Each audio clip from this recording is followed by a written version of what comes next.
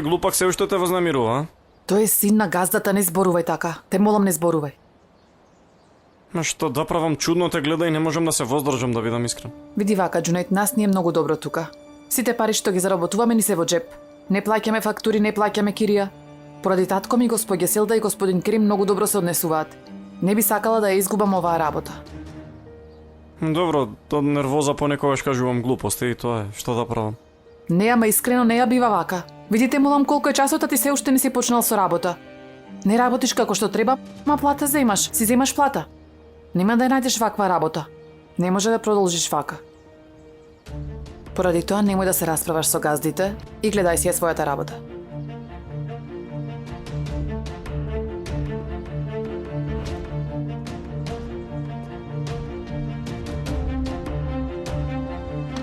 И сега навистина многу ме навреди, Несрин.